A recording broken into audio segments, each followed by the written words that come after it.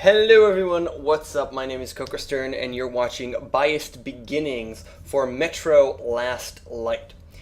So, let's start off by saying that I played through Metro 2033 quite recently, so the memory of that entire game is very fresh in my mind, and we are going to take a look at Last Light. I'm currently a couple of hours into the game. I've pretty much measured most of what it offers, I believe, at least, unless there's any big surprises coming up. And I just want to give out my, as always, my initial impressions of the game and how it really fares up to other games. Obviously, we have to look at it in a way that it's somewhat biased, because, you know, it's a sequel, so you have to look at it in comparison to the first game and what changes were made for the better or for worse. So, the first thing that I really want to say is that this game looks really, really good. And well, actually, let's get straight into it so you can actually see how good it looks. It looks pretty phenomenal. I really have to say, it has wonderful graphics. It's the last thing that I care about in most cases, but it just looks really good, and I just enjoyed. I guess I'm noticing it more so because I've played 2033 that had also great graphics, but substantially less great graphics than this game, and so I'm noticing the difference in what should be a direct sequel. So this game actually takes place immediately after the end of Metro 2033. I'm not going to put any spoilers there, but it just happens immediately afterwards, after whatever the default ending of Metro 2033. And it's, so far, very similar and pretty great in that. Everything, the horror shooter type of atmosphere sticks around, and generally in terms of resource management it's pretty much the same. Now, there are issues with Metro 2033 in terms of that, in terms of that difficulty level. And here, if we want to talk about difficulty level, and we have to talk about it, there is the normal mode and there is the ranger mode. Now, the ranger mode is, we're going to ignore the part that it's DLC, which is horrible, and it's day one DLC that just decided to put up. The Ranger mode actually removes all HUD elements, up to the point where you get zero feedback, in the way that I have no idea how much bullets I have whatsoever, how much magazines I have, and I just really don't know anything that goes on. I'm basically completely blind. I don't know how many medkits I have. I'm just going around and I hope that I'll have enough to continue on. And this is really, really, I understand the need to create an immersive experience so you have no HUD, which are game elements and not actual story-based elements in a way. And I get that, but it's kind of impossible. You need feedback. And in the simple way, I'm going to switch up my weapon. You see the HUD elements at the bottom. You can see that in my current clip I have 30 ammunition and I have 169 additional ammunition. In Ranger mode, you have nothing of that at all. And if I press Tab, I can actually see all of my ammunition and everything that goes on. Tab does not work at all in Ranger mode.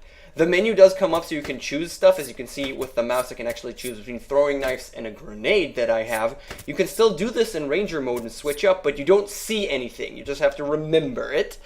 And you don't know anything. Now, it makes sense that a person won't know exactly the exact number of bullets that I have in my at all for this weapon currently, but at least I should know the amount of clips that I have, the amount of ammunition that I can just put in and maybe calculate it off of my head. But there's just zero feedback in Ranger mode, and Ranger mode in every other aspect other than the HUD elements, I would like to actually play that because it's harder and it's more of a horror shooter in a way that it's really much harder, less ammunition and less everything. So I want to play it, but there's just such a lack of feedback that to me is just bad game design. I understand it, but you can't really play it unless you've already played through the game at least once, and I don't want to do that. I don't want to play the game twice just because I have to get the highest difficulty level. Now, in terms of changes from Metro 2033, lots of different types of little touches that I dislike. As an example, you saw that the battery jumped up. My light is actually really weak right now. I need to press and hold F, which is for flashlight, which is usually just to put on and off my flashlight. As you can see, the little amount of light that I get when it's almost depleted. Now I have to press and hold F in order to bring it up, the universal charger, and now I need to press it. I don't understand why I need to. I guess it's better this way, that you have to hold and press F, and then you can quickly switch up to whatever it is you were doing beforehand. But I actually like the fact that you completely go into that mode of holding that right there. In addition, the previous game made it feel more authentic for me, because you actually had to press it a lot of times, and you can press it even more so than you actually need to when it's at the maximum, just to press it, and you feel it like little jerks, it moves up. Here, you just press once, and it moves. And you press once, and it moves in a very, very bar-like way. And when you reach the end, that's it. You can't actually press anymore. You're at the maximum. That's it. And now, obviously, my light is much stronger than it was before. And I don't like it. It's just, it's a small difference that just makes me less, puts the atmosphere less in a game that the atmosphere is so important. That's one thing. A different addition, a different change that they made is for the watch itself. You can see the watch at the bottom of the screen. It has a blue light if I'm visible, and no light if I'm not visible. So in the last game you had red, yellow, green, and I believe if you pick up the stealth suit, actually no light at all. So that's 4 indications of how stealthy you currently are. Here we have visible or not, and that's it. I dislike it because the stealth element is such a big part of the game that I'd expect more variation in it, not just I'm invisible or I am visible. So that's a difference that I dislike. A difference that I really like about the watch is that it now tells the time very specifically, and if I put on my gas mask and the filter is working, it will actually tell me 5 minutes in digital, and I can actually see it counting down, so it's much more, I know exactly what's happening. It didn't really have to put it on. I liked the meter that was in 2033 because, again, it made it more, I didn't really know how much time I have. But I guess it works in this way as well. I like the immersion that the previous counter presented, and in this case it's just less so.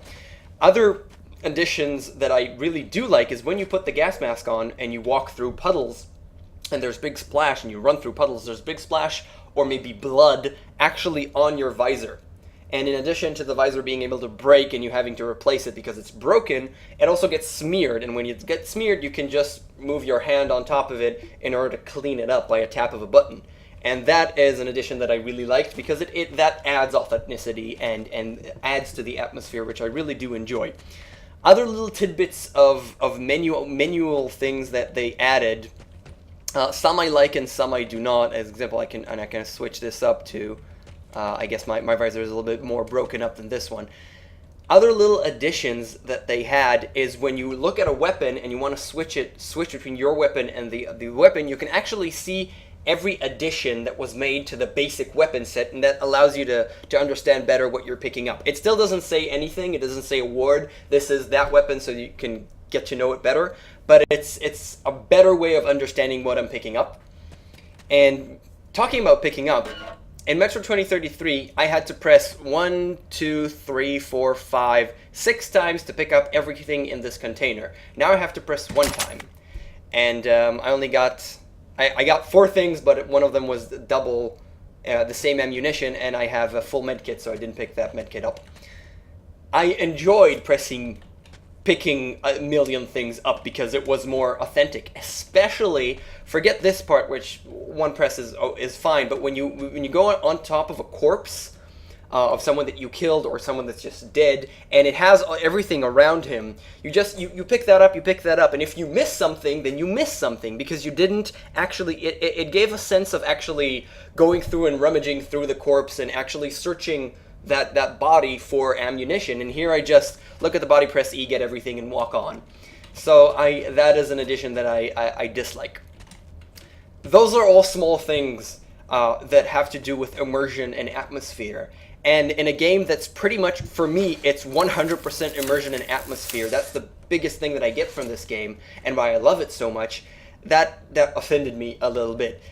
Another thing, I think we're at thing number 5 or 6 or so, the Russian accent, the thick Russian accent that accompanied every English speaking, every English text in this game is actually diminished quite a lot. They learned English better. You'd think this is a good thing. This is a very bad thing because I really enjoyed the thick Russian accent that is actually really lacking, especially when the protagonist that speaks only between chapters. I think they changed the voice actor, I believe, or so that's how I feel at least, because it really is just different than the thick Russian accent that we had in Metro 2033. That's pretty much it for general little things. The game itself is pretty much just as great. Again, I would like to play Ranger mode with the HUD, if that's possible, for increased difficulty levels, because I believe this game is much simpler than 2033 in the fact that I reached a maximum amount of ammunition very quickly. There was actually a cap. I never reached the cap in 2033. I don't know if there was one, but here I reached a cap. I had the maximum amount of bullets for the gun that I actually had. And that shouldn't really happen in the Metro, so to speak. I'm playing on hardcore, which is the hardest difficulty in regular mode. And it's just weird that I got to it so quickly and didn't actually have to shoot anything for a while. I did not like that. It was weird. Yeah, you can actually see here picking up, and I'm actually going to pick this up because I don't have a third weapon. So this is going to be my third weapon, even though I currently have this as a shotgun. Now I'm going to have this shotgun as well. You can see that the differences in shotguns. I believe it's the same one, just this one has an extended barrel and this one has a better grip. So this one, I'm not exactly sure of the differences between them, but that doesn't really matter. And they are a little bit different, which is nice and adds variety to the game. There are actually more weapons as well. The story is really good and very atmospherical. As usual, you have all kinds of mini stories, especially in hubs with a lot of people where you go up and you just stand next to them and hear their stories. Some of them chilling, really great story. I'm really enjoying it so far and everything that's going on. Some parts are a little bit obvious in parts, but I'm really forgiving in that sense. And overall, I'm really enjoying it. I'm really enjoying the game as it is. I don't know where it'll actually get to. And again, you can stealth up or just run up to people, stop, die, and start just randomly killing everybody, and then dying very, very quickly, because you're not supposed to do that. In most cases, you're supposed to use stealth more so than running in and just shooting stuff. But you have both of those options. Obviously, if you don't do it in a stupid fashion like I just did, but you have both of these options, and the game retained the possibility of doing what you want in the way you want to. Atmosphere is still the main part of this game for me because I really enjoyed it, and the story and the Russianness. Actually went through, one of the things I really want to commend, I actually went through, I think it was about 20 minutes of theater. They're just theater. I'm not even going to explain what I just said, but know that if you go into this game, they will at some point have 20 minutes of theater. You can move past it. You don't have to stay and watch the show, but there's actual show with, dancing girls, and then the music, and then a show with fire, and all kinds of things like that that's just really adorable. Also, the fact that you get to spy on girls showering is very, very nice, that you get to see some titties. Yay! I guess it's fine just putting it in a game. In the place that they put it in, it wasn't distasteful because it makes sense. So I'm really fine with it. Of a little bit of fan service, if you will, if you want to call it that way. And other than that, I'm enjoying the game. It's pretty much everything that I'd expected it to be, except for the little renditions that I dislike and the little renditions that I do like. It's a good game. I hope that it'll have a better ending than Metro 2033. I hated the ending. I'm not even talking about story-wise as well, but I'm not going to spoil anything. I hated the ending in 2033 for story-wise, and in addition, just the way that the game ended in terms of the things that you needed to do, the last fights or so. I just disliked it because it was just, I wanted a bigger something, and it wasn't enough. I hope this game is different. I also heard that this game is much longer, which I don't know if it seems to be because I haven't actually gotten too far in, but you should definitely go play Metro 2033. I also put up, in addition to this, I put up Why You Should episode, the last episode yesterday, of why you should play Metro, and I really do believe that you should.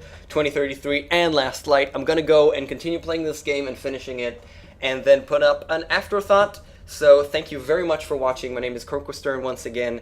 I will very much appreciate it if you subscribe to this channel, and if you like my stuff, and I will see you next time. Laters.